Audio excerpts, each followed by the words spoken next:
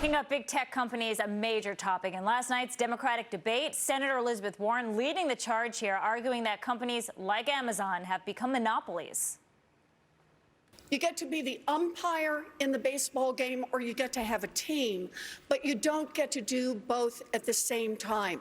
We need to enforce our antitrust laws, break up these giant companies that are dominating big tech, big pharma, big oil, all of them.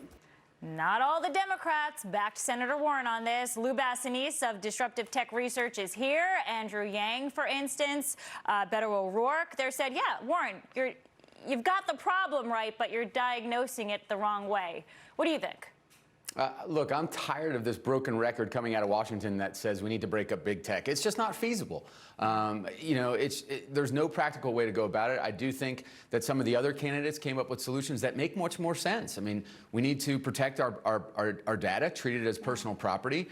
Perhaps, I've said it here before with you, a Sarbanes-Oxley Act for social media companies, for big tech companies, where they're personally liable for protecting it. Yeah, those are practical solutions. And some of the big companies, Facebook, Amazon, they're begging for regulation. Just give us the rules of the road. But did anything that you heard from any potential candidate last night, do you think that will really influence stocks of these tech companies? No, look, I think the threat of regulation has been baked in for 2+ years now, ever since we started talking about it. So at this point, investors really aren't scared about it until there's actual legislation that comes to the floor that maybe poses a threat. But yes or no, breakup, you see a breakup of the big tech companies or no? No, I don't see a breakup at all. I see regulation of some sorts, but a breakup. What did Amazon do wrong? They control less than 10% of retail sales. That's not a monopoly. That's just winning. Let's talk about Netflix, because by some measures, this is like the economic report of the entire week. And you know, Netflix has an issue. Last quarter, they saw a huge miss. In fact, a decline in their number of subscribers. They're not expecting a decline in the number of subscribers this quarter, but what if they do see that decline? How catastrophic would that be for the company?